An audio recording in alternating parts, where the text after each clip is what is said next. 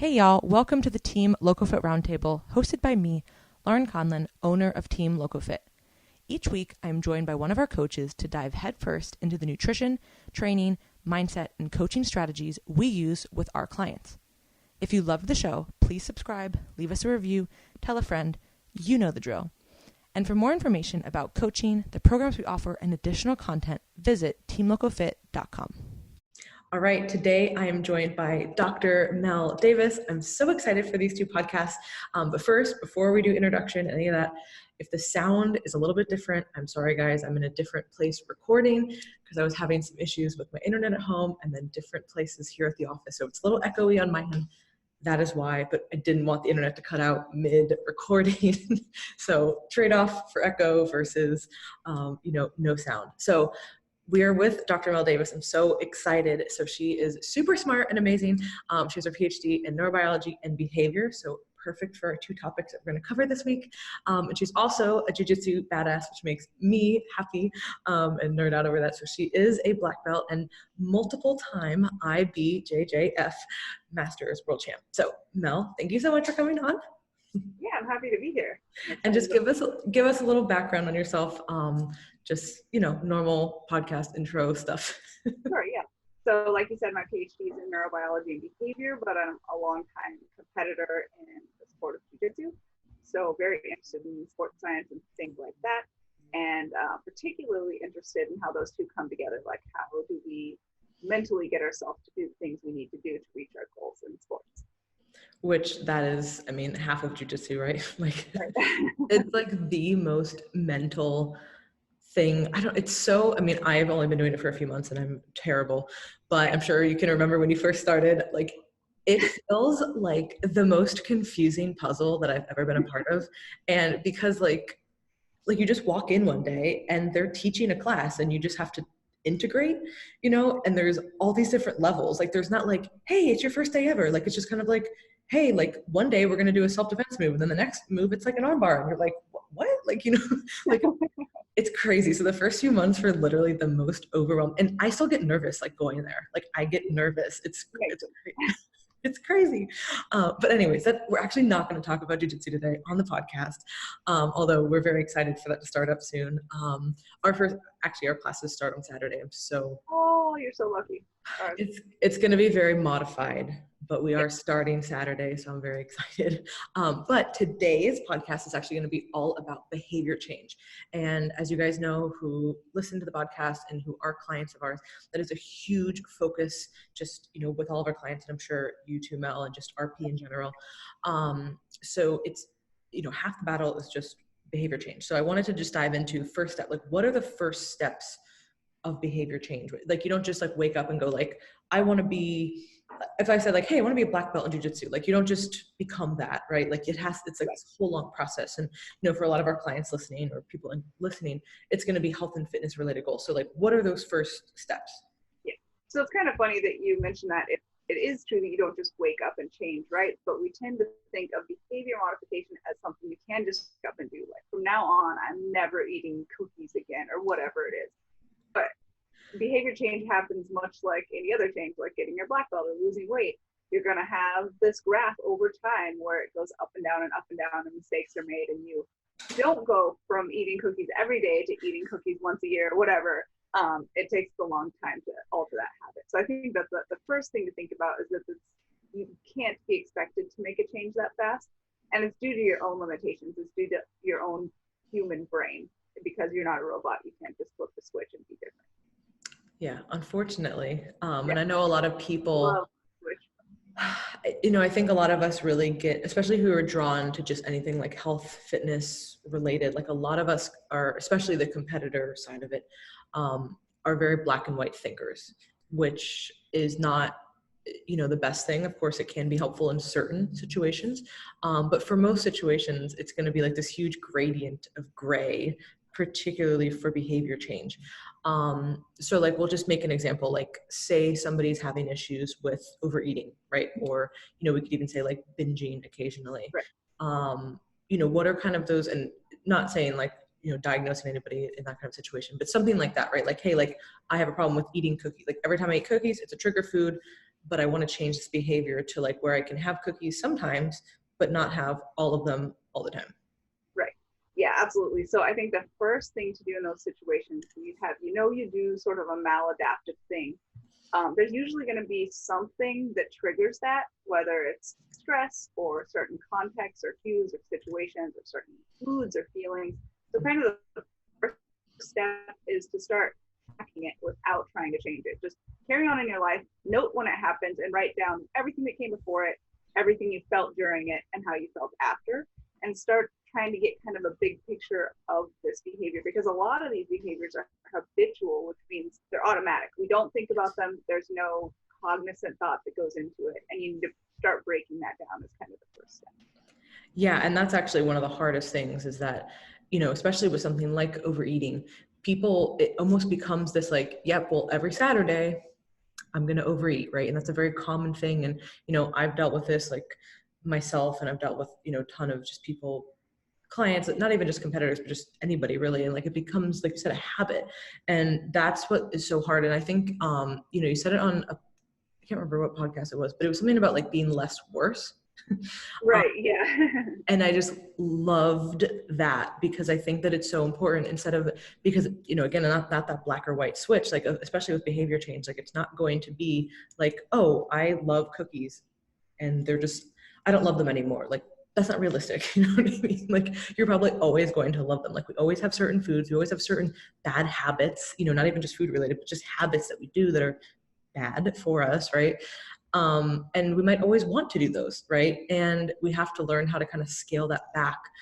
So I think the like less worse idea or ideology, like whatever you want to call that, is so, so powerful.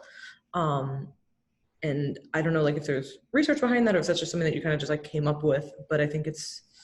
Yeah, no, there's definitely research. So tracking your sort of. I'm like, what would that be called? Because I can't just PubMed less worse. How to be less of a shitbag. Behavior modification, tracking behavior change, something like that might be good keywords. But yeah, it's a really good idea, because it's hard. It's hard to, if you look back and you ask someone like, how much did you binge eat last month? It's hard to quantify if you didn't write down, how many days it lasted, how much you ate. You don't really know. So you don't know if this month was worse than last month or better. So if you start doing that and you're, making a goal-directed sort of behavior change attempt, you can see which way you're going. And you shouldn't be expected to go from binge eating to never binge eating overnight. You should be expected, however, if you're really working on it, to sort of decrease how bad it is each week. Exactly. And one of the most powerful things, and you mentioned it just in the beginning too, like tracking those changes, literally just writing stuff down. I think that we oftentimes, like, this could even go just for like being like distracted during the day, right? Like if you don't have a planner, like if I don't have a planner, like God don't even know what the day is going to look like, right? Because there's just so many different moving parts. And especially right now, like we're recording this on May 21st, and a lot of places are still kind of shut down, or people are working from home. And like, if you don't have like a structure to anything, or like just writing it down, it's probably not going to happen, or like your bad habits are going to take over, right? So like just tracking things. And I've had so much success with people when I'm like, hey, just if you are overeating or whatever, like just write it down. Like, let's just journal like what you're literally eating on these meals. And then you can see, and then it's so interesting too, to see like what people are perceiving as like good or bad. That's also like part of it, right? Absolutely, yeah. And like how you're going to change something. Cause like somebody could tell you like, oh my God, I've been like blowing it out of the water. And you're like, okay, like let's talk about it. And then it was like, not. Or the opposite. Something, yeah.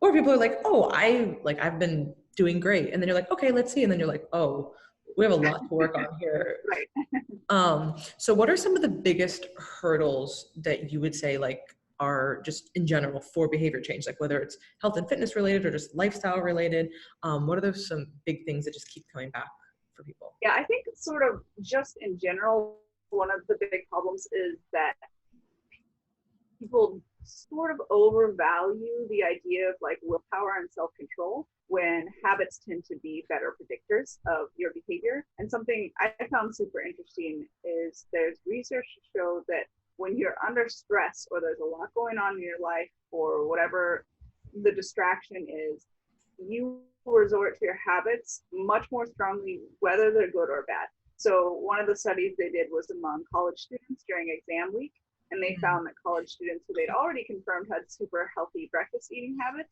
ate even more healthy breakfast during exam week. They just didn't have the capacity to make other choices. They just did what they were used to. Students who ate like 5 donuts for breakfast after sleeping 2 hours continued to do so even more often than before because they didn't have the capacity to make a decision to do something different. Oh my gosh, finals week used to be like the bane of my existence. In undergrad, it was we did a podcast on like caffeine use and abuse. And I like shared this like story that I used to like, you know, the cartons of Starbucks coffee you get like for like an event. Right. Yeah.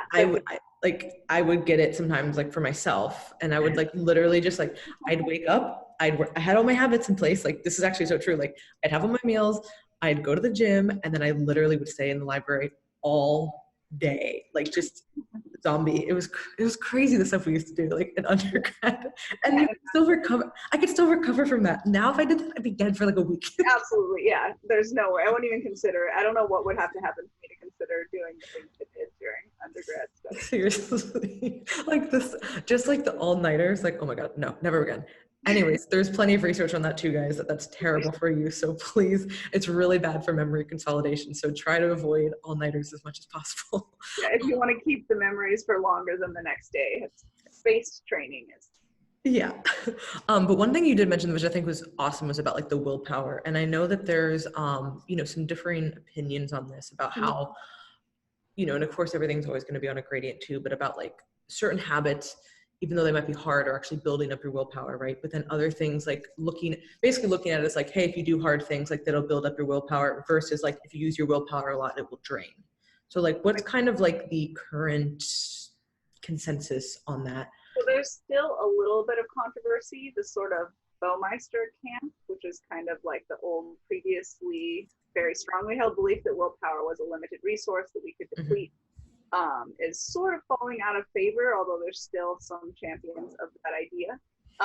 That came from his original research. They did things like have a bunch of people sit in a room that smells like delicious cookies, and let them look at the cookies, but make them eat radishes, and then have them try to solve a puzzle afterwards, and then compare that to people who ate cookies and then tried to solve the puzzle. And they're like, look, the people who had to abstain from the cookies didn't work as hard on the puzzle. So it was sort of research like that, but there's been a failure to replicate that. And there's been a lot of accusations of publication bias. So studies that were done like that didn't find positive results just weren't published. So it's falling out of favor, but it's kind of a tempting idea because we've all felt that way.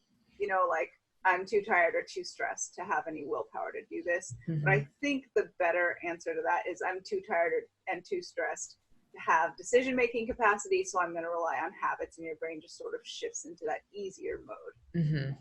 Yeah, and I think that's where, you know, setting up some kind of organizational system, or, you know, for your day and like planning things is so important because, you know, like you said, if your willpower is draining, right? Like it's not even necessarily maybe the willpower, but it's just like you said, you're just defaulting to like whatever's easiest. And I actually just read, and I've been getting told about this book forever, Atomic Habits.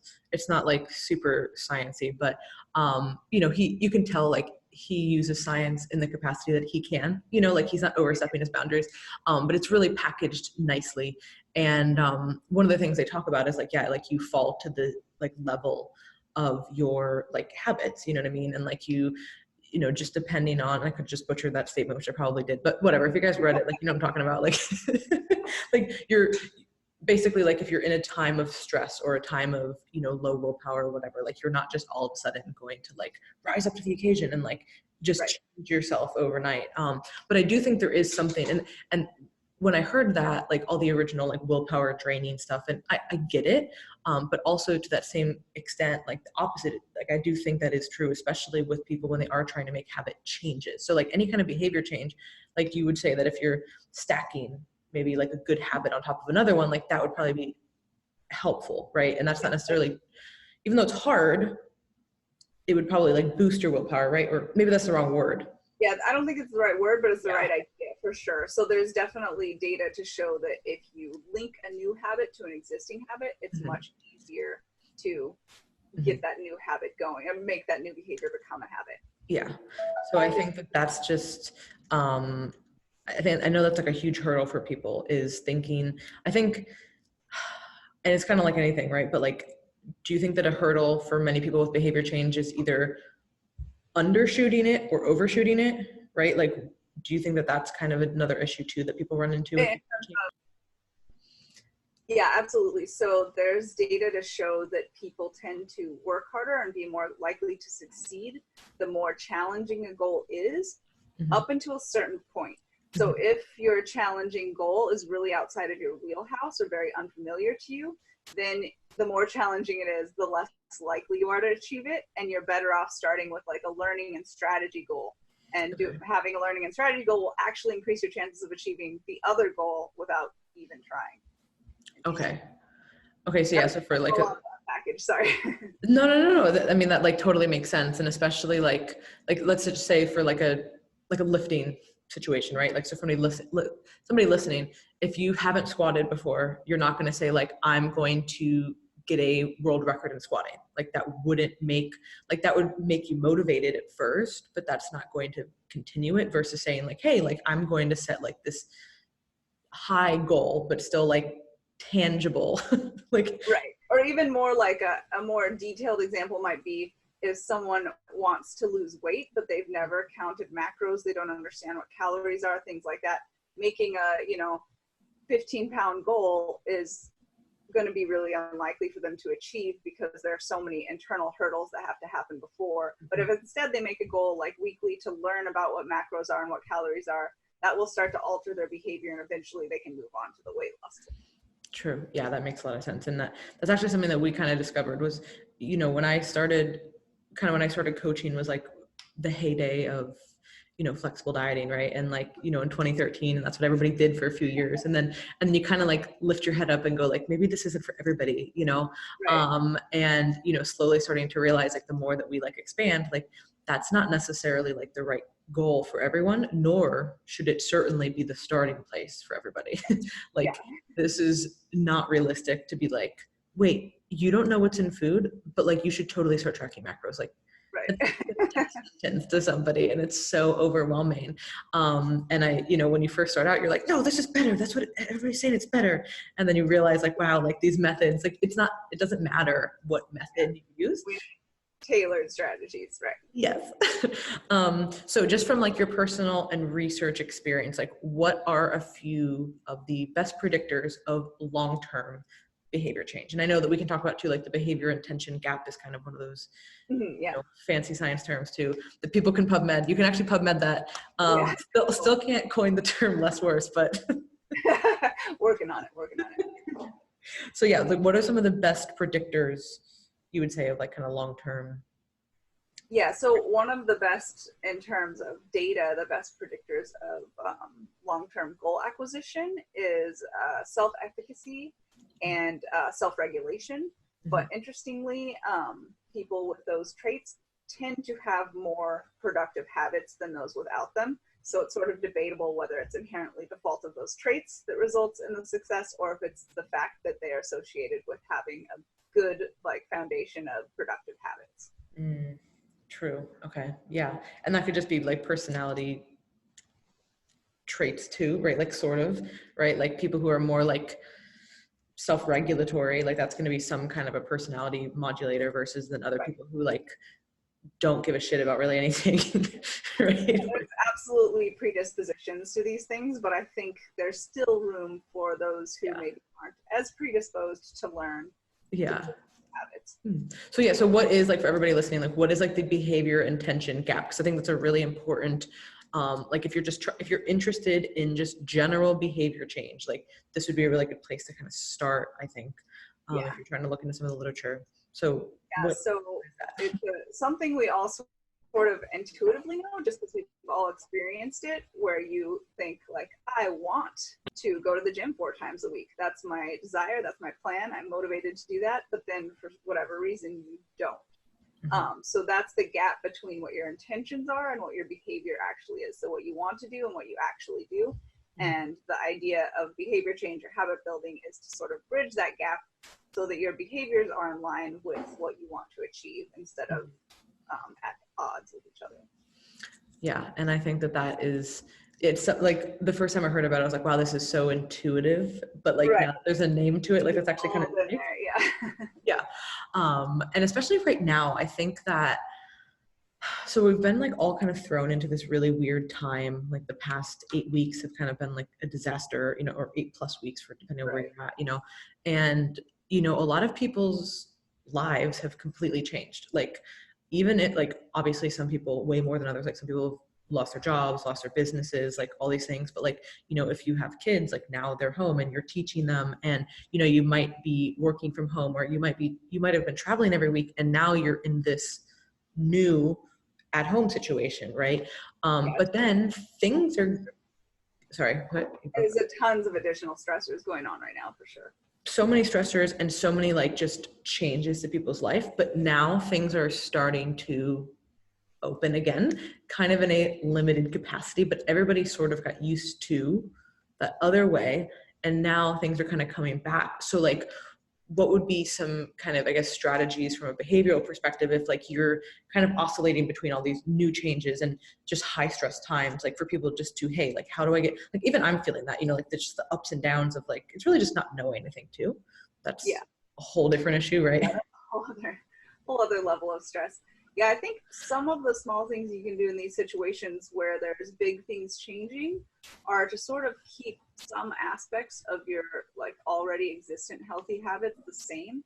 So like if you went to the gym Monday through Friday, let's say at, you know, 6 p.m. after work, and that's when you did your workout. Maybe if you're at home with dumbbells now, do your workouts at 6 p.m. Monday through Friday. So you're keeping some of the contextual cues the same so that your good habits don't start diminishing as your sort of life is shifting and changing, because that can be rough. And I think also just trying to have an adaptive mindset, I guess. So think about like what aspects of your behavior and habits contribute to your goals and how much of that can you keep even though there's sort of this flux of other things around you. Mm-hmm. Yeah. And that's honestly the hardest thing is like for people who are like me at least, and I don't know how much of an extent you are, but like I'm very type A. And like I like love, you know, I'm okay with chaos when like I want it to be chaotic, you know what I mean? Like if I'm traveling somewhere and we're like, we don't really have any plans today, but like we wake up like, I'll work for a few hours and we'll go do whatever. Like I'm totally fine with that.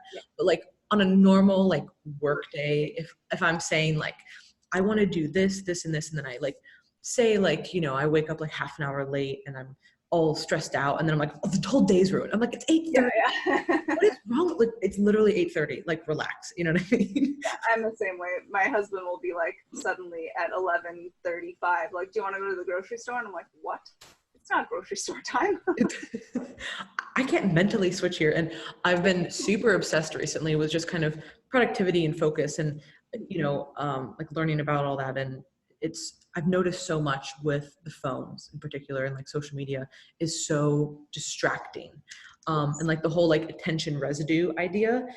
And that is so real for me. And especially with the phone, but like just in general. So like, yeah, it's 11:30. Like now that you just brought up the grocery store, now I'm thinking about the grocery store, even though I shouldn't be. And now I'm like, I'm really thrown off. Like it's so crazy right now, like how things are. But yeah, I think if anybody is, you know, kind of struggling right now, like first of all, like most people are struggling.